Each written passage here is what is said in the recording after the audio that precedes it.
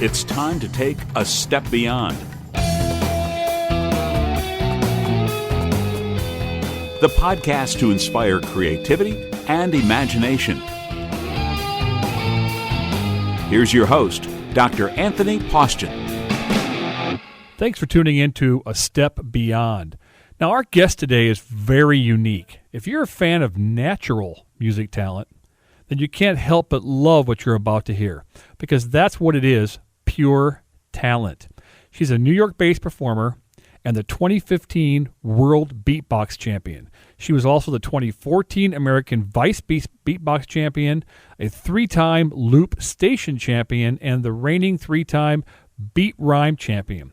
She travels all over the world, infusing beatboxing, singing, rapping, poetry, and theater to push the boundaries of creativity and show just what the human instrument is really capable of. She can also play a variety of traditional instruments as well. Ladies and gentlemen, the very talented and extremely lovely Kaila Mullady. How you doing, Kaila? Feeling good, Tony. How you doing, my friend? Hey, welcome to the show. Okay, so thank you so much. Most people have no idea of what it is you do or how you do it, and what all these titles even represent. So I'm going to ask you to do me a favor. Could you give me a quick, short sample of what beatboxing is? You got it, my friend. It sounds a little something like this. Hit it.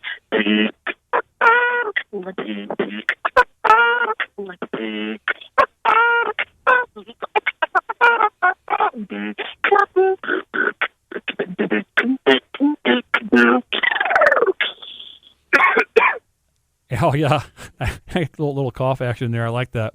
Yeah. So that's all done with your mouth, correct? Yeah, all done from the mouth. No all effects, done from the mouth. Filters. Right. So totally, and it's totally freestyle as well. I mean, you just did that off the top of your head. Mm-hmm. So how did you get started in this? Did anybody influence you by chance? No, I've been beatboxing since I can really remember, and I can't really remember wanting to beatbox. It was just kind of something that, as a kid, I was very hyper. I was a kid, if you gave a little bit of sugar to, I'd be climbing off the walls, and I love music. So I always kind of imitate sounds that I heard, just playing. And then actually somebody in 5th grade, when I was doing it in class, they told me that I was beatboxing, and I was just like, okay.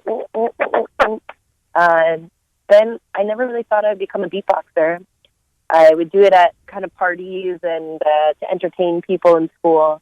And then in 2011, I was out at a party in Long Island, and I happened to meet the 2011 American Beatbox Champion. His name was J Flo, and he was the best in America. And he introduced me to this world that I didn't even know existed. So do you come from an artistic family? My mom is definitely paints, and I have some painters in my family, but nobody is a professional artist. So, okay, now going back to beatboxing, am I correct in saying that you are the first woman beatboxer to win a world championship?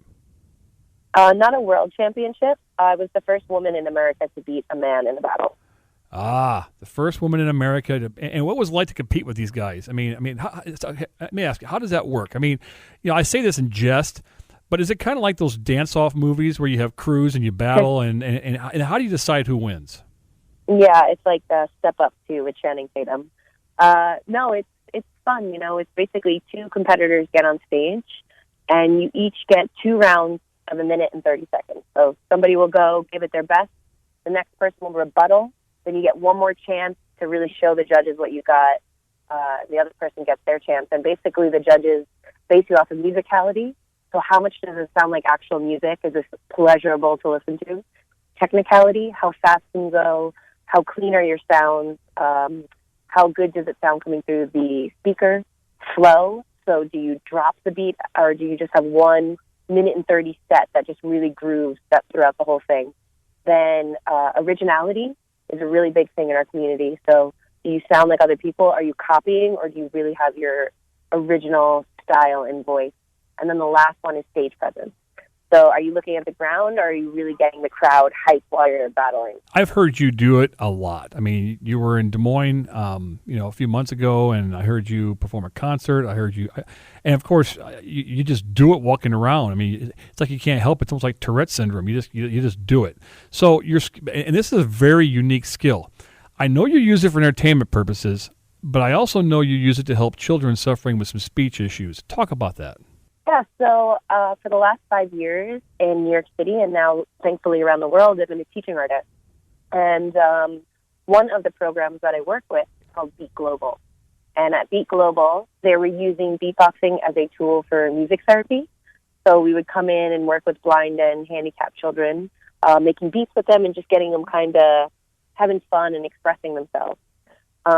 My partner, whose name is Mark Martin, he's the actual 2016 American Beatbox Champion, and myself created a beatboxing and speech therapy curriculum. And we both came into it in very different ways. I had experience because I have a huge Irish family, and I was always the babysitter growing up.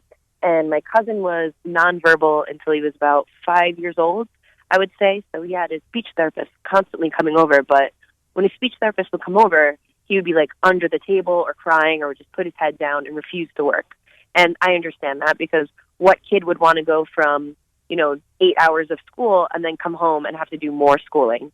So we would sit down at the table, and I basically had to figure out a way to get my cousin to just work with the speech therapist. So we would start beatboxing the words. And so if she held up a card that said baseball, instead of just saying baseball, we'd say baseball.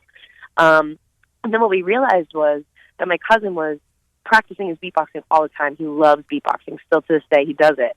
So with the speech therapist, we were pretty much figuring out that, he wasn't going home and practicing any of his speech therapy goals, but he was beatboxing all the time, which was helping his articulation and his pronunciation and his projection. And then my partner, Mark Martin, he happened to go to NYU, and he went to a school. Basically, his school program was where he created his major was based off of beatboxing as a language. So he took a lot of phonetics classes, and together, basically, we created this curriculum that was academically rigorous from Mark's side and also like fun and activity-based through my side. So we've been doing a lot of research with it. This summer, we actually opened up our own free private practice to families in New York City, and we got about 8 kids to come in, and it was really amazing because we were finally able to really do some research and get the data we need to support our claims, so that in hopes of the future, when speech therapists or when schools hear about the work we're doing, instead of just laughing it off, saying, oh, beatboxing, what is that? An 80s art form, I thought that was dead by now. They're going to look at it as a way to really engage with their students and heal and help some people. One thing I've learned about you is that despite being artistically talented, you're also a pretty structured person. I mean, you create goals and plans, and you hold yourself accountable for those goals and plans, which typically, honestly, I know a lot of artists and artistic types. Those aren't typically characteristics of an artist. So how do you balance those two? Yeah, I think that I used to not have that. Growing up, I didn't have much discipline from my family. I was basically able to do whatever I wanted to do. And I think that that's kind of where a lot of my teaching influence came in, because I realized, if I can write, I'm so organized, and I write curriculums for classrooms, and I have all these lesson plans, but then in my normal life, I didn't have any of that.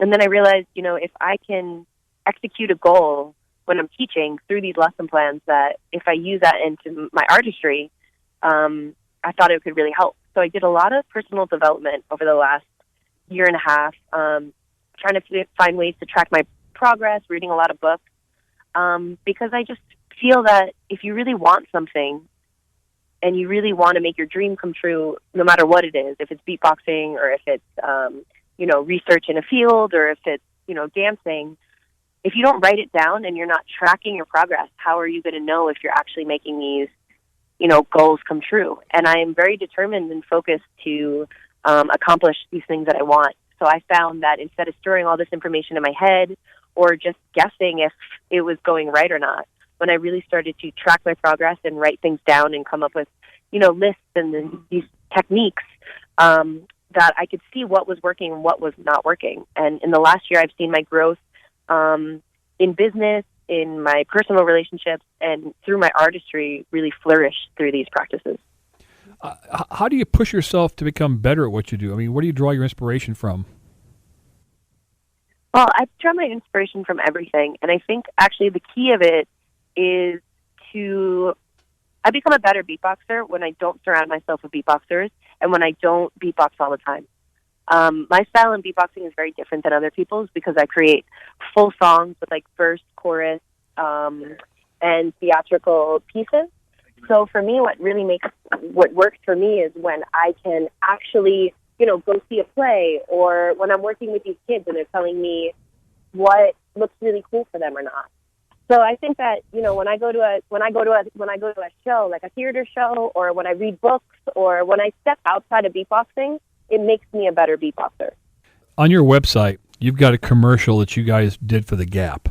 And it's you performing with a yodeler, an auctioneer, and a flute player, which, by the way, for my listeners, if you've never seen this, you have to. It's totally cool. So tell me about that commercial. How did that all come about? They actually found me online. There's not many women in the beatboxing world, and, being a world champion, I luckily have people, emailing me. So one day I just got an email asking if I wanted to be a part of a commercial, and then I got on a phone call with them, and their ideas for the campaign was called Meet Me in the Gap, and it was about bringing in people that come from seemingly different worlds, and making them create something together and just seeing what happens basically when you meet each other in the middle. And it was amazing because we definitely all came from really different worlds. Like the auctioneer, I live in New York City, and the auctioneer, this really amazing guy, but he has like a farm in Tennessee, and he has goats, and he just lives a completely different life. But it was amazing because when we actually all came together as vocalists, we were able to create something really cool. Well, the yodeler was very unique. That's not something you hear very often. I mean, I've actually heard more beatboxing in my life than yodeling. So I'm not sure where you find a yodeler in the United States because it's not a big thing here. So if you want to go see this, you have to go see it. So go to KailaMullady.com. That's KailaMullady.com. It's awesome. Also on that website, you've got a video clip there of when you were on Harry Connick Jr. show performing with a stage band, which is also very cool. So was that totally freestyled? How did that come about? Yeah, that was definitely freestyled. The band themselves are incredible performers. So we basically just came in and they had a full band, and I had this beat in my head. And it's really cool because as a beatboxer, I'm doing so many parts, right? I'm doing the drums, I'm doing the trumpet, I'm doing the bass all at once. But in my head, I hear it as a full composition. So I almost, in my head, hear it as these separate parts and in a big band. But when I do it myself, I have to compartmentalize and, take some parts out in order to do different sounds at once. So when I met the band, it was really cool because I just laid down, I said, all right, I think I have an idea. And I laid down this beat, and they really liked it. And then I kind of showed everybody what their part was, and it was so cool. First of all, to be on the show, Harry is a really nice, sweet, and amazing musician. But then to hear my beat the way that I hear it in my head being played out from this whole band was super cool. I definitely want to do more of that. Well, it was cool. And I encourage our listeners to go out there to your website and check those out because they are fantastic. So let me ask you a question. If you could do anything else other than beatboxing, what would you do?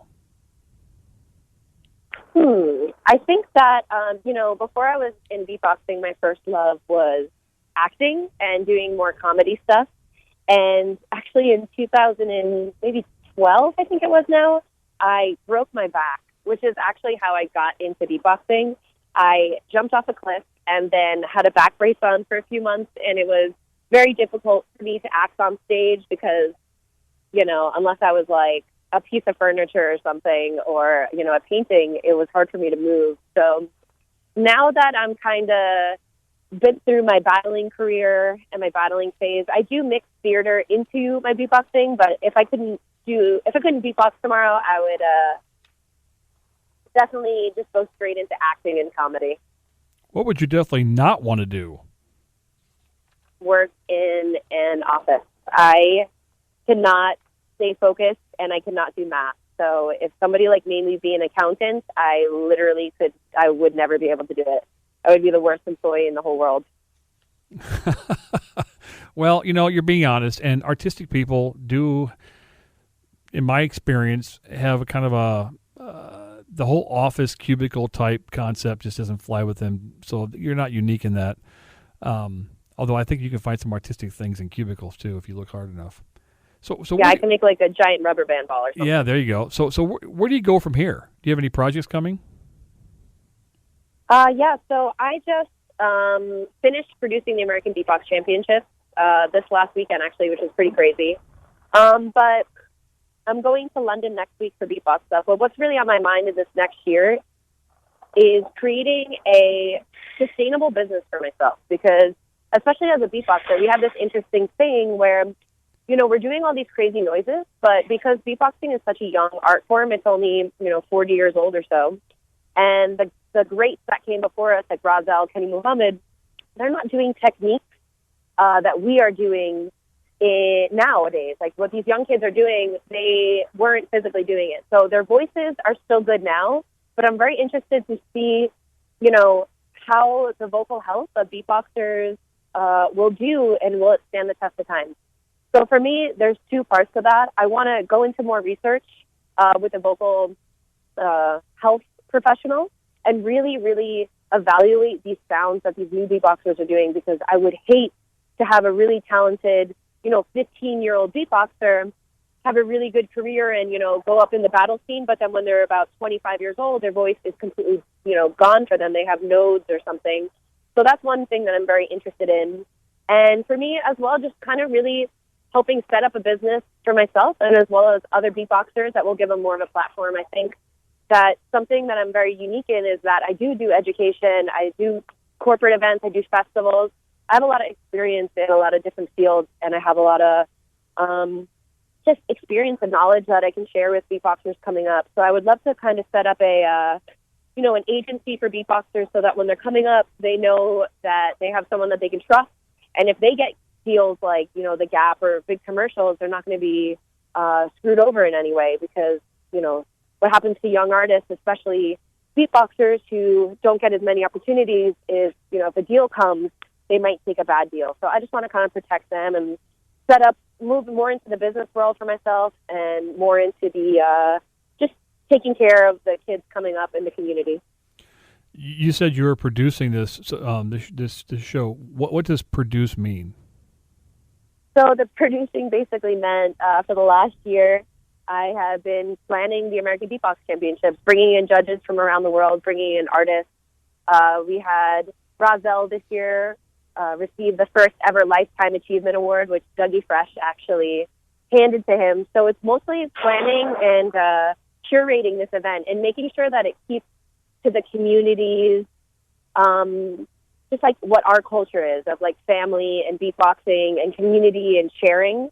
But yeah, just making sure that this whole event happens, because the American Champs are very important, because the World Beatbox Championships happen every 3 years, and you need to come in first place for your country in order to qualify for the World Champs. So this basically is a stepping stone to give beatboxers a chance to become a world champion and really become international and travel around the world. You have a great video reel on your website where you basically talk from the heart. As far as I can tell, you're just talking from your heart, and you're talking about what you feel and believe. And in that video, you mentioned why it's important to be vulnerable. Can you expound on that? Yeah, I think vulnerability is one of the most important things that we really need to grow and learn. And I'm still learning in that, but I really believe that every single person's experiences, past and present, happen for a reason. Or even if they don't happen for a reason, if you share them, then there's a reason for it. Because something that's set for you, a lot of times I tell my story, and there's parts of my story that just seem kind of boring and bland to me, like they don't really stand out. But when I say my story and I share, people will come up to me and be like, wow, Kaila, like that one part of your story, like I'm going through the same thing, or I never thought about it like that. And the more that I share my personal experiences and what I'm going through and where I'm trying to grow and what I need to work on, I realize that more people around me are starting to do the same thing. And in order for us all to grow, we need to be honest with who we are and where we want to be. And you don't ever realize how much your story could affect somebody. What you share today might affect hundreds of people years from now. Or even if it's one person, you might help somebody out of a situation that they would never get out of. So I think it's very, very important, if you want to grow, that you need to be honest with everyone and yourself at where you're at now. Because if you're in denial about what you need to work on, you're never going to work on it, and you're never going to become what you really want to be. You know, you talk about your message and your story. What would be your message to young people today, especially since you're not that old yourself? I mean, do you have any advice, say, for young women? Yeah, well, for young women, it's know how powerful you are, and don't let anybody tell you what you can or cannot do. I think that I see it more and more in business, and when I'm in comedy, and when I'm in theater, and when I'm in especially the arts and business. You know, women are considered second class, and men will try to speak over you all the time. So whatever you want to be, if you are a woman, you can achieve it. It doesn't matter what it is. You just can't let anybody stop you, and you need to practice hard, and you need to know that people are going to use you being a woman against you. When I was first starting to battle, the first year that I went to go compete, everyone told me in the beginning, like, Kaila, why you're never going to do this? Like, you're a girl, Kaila. Like, you're never going to beat a guy. You can't do it because you're a girl. And then when I beat the first guy in the battle, and I became the first woman to beat a guy, then immediately, literally seconds after the battle, I went to go congratulate him. And I went to go, like, give him a pound and give him a hug and say, good job. And he said, you only won because you're a girl. And in that moment, I realized that, okay, so basically, at first you're telling me that I can't win because I'm a girl. And now that I won, you're telling me that I did win because I'm a girl. And I see that a lot in arts and business and entertainment, that when you're a woman, that is what you are to people. And they're going to either try to hold you back, or they're going to make you not do something because you're a woman, or if you do it, they're going to tell you that you only did it because you're a woman. But that's not the case. You did it because you're smart and you're talented and you worked hard for it. And for everyone else who, you know, men or women coming up or who are older or younger, I think it's very important for people to follow their dreams and follow their heart and really do what they want to do in the world. Because when you're happy and you're contributing, that's what's going to make the world a better place, because you're going to be a happier person. You're going to want to help other people. You're going to have energy to go volunteer or go, you know, help your friends or go sit down and listen to somebody. But if you're not happy with where you are or what you're doing, you're going to become very tired very fast. And that won't help anybody in that situation. Well, and I agree with you 100%. I think that advice not only, you know, is true for women, I think it's true for all people.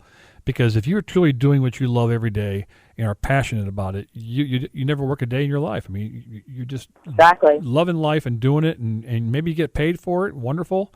That's kind of just a bonus sometimes. So, speaking of what you do, okay, so everything, obviously creativity is a huge part of what you do. And because I've seen you in different contexts, and you're very creative across the board. So I think one thing I ask all of my guests is, what do you do to stay creative? Do you have any particular tricks or secrets? Yeah, I keep things fresh.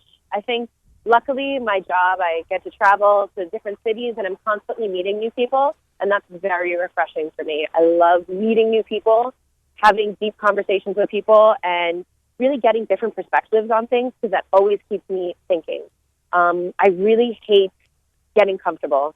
I think I work very hard, and I'm always trying to, you know, when I get really good at something, like for me now as a beatboxer, that's why I'm trying to move into like business and different things, because I have accomplished what I need to in the beatboxing world in terms of, you know, being somebody that people know and performs a lot. And now that, for me, I feel like I'm a big fish in a small pond again. So I'm very quick now to want to jump and be a small fish in a big ocean, because I want to continue to grow. And as long as I'm always trying to uncover new things, the inspiration will always be there. Okay, so it's time for the lightning round. I do this with all my guests. You know me. I mean, my PhD's in psychology, so there's some psychological thought behind this, and I'm tracking all this. So here you go. I'm going to ask you questions. either or questions, and then you give me the first response that comes to your mind. Okay, you ready? Okay. All right. Got him. A phone call or a text message? Phone call. Sunrise or sunset?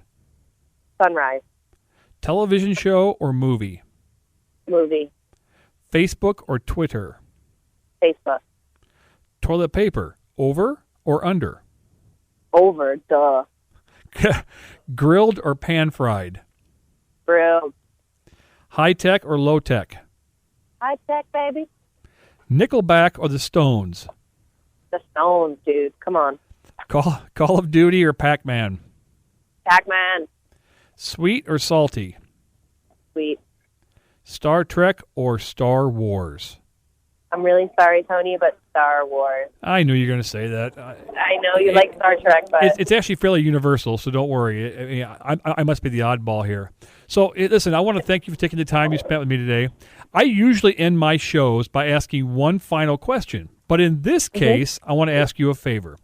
Would you mind doing a bit of beatboxing freestyling for our listeners? And maybe when you do this freestyling, first kind of maybe give us an example of, because I know you make a lot of different instruments with your mouth. So maybe give us a sample, say what the instrument is, give us a sample, and then go through some of the instruments, and then do some freestyling. Maybe something similar to how you ended up the Harry Connick Jr. show, because that was pretty awesome. You got it, man. Okay, so let's kick this off. So with beatboxing, right, there's totally so many instruments you can do. The first is drums.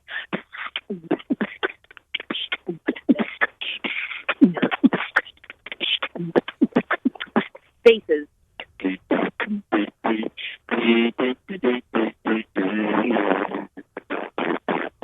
Trumpet.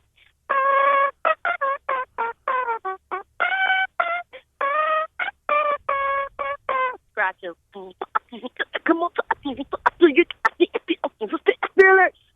And then when you put them all together, it's kind of like anything you want it to be.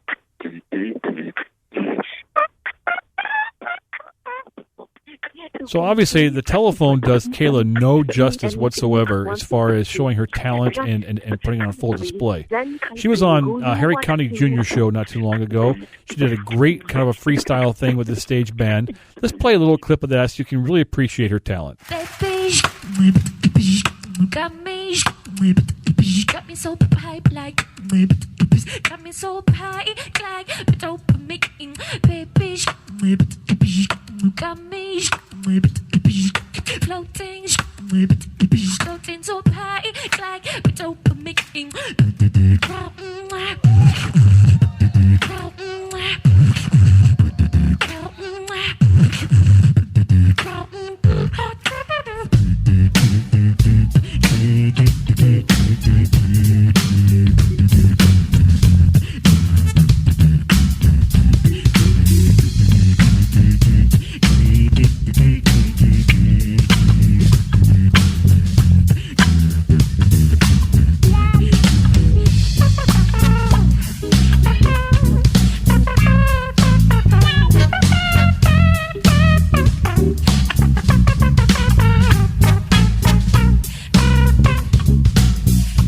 That was excellent. Thank you very much, Kaila. I've heard it live, and it is incredible live. I mean, you can't. I mean, it's like you close your eyes and you're actually hearing real instruments.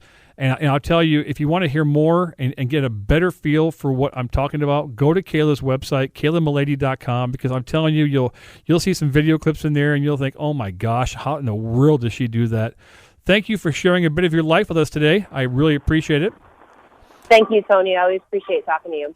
And thank all of you for listening and taking a step beyond with us. It's one thing to be artistic and to entertain or use your talent to create art or music or whatever it is you do normally. However, when you can use your artistic talent in other creative ways that help people, like Kaila does when using her beatboxing talent to help children with speech issues, then that's true creativity, the act of connecting things in new and unique ways to make our world a better place. I hope you'll continue to listen to A Step Beyond and become inspired to be the very, very best version of yourself. I'm your host, Anthony Postian. Follow your dreams. Thanks for listening to A Step Beyond. Take a moment, if you would, and leave a review on iTunes and share the podcast with those who need to be inspired to become more creative and imaginative in everything they do.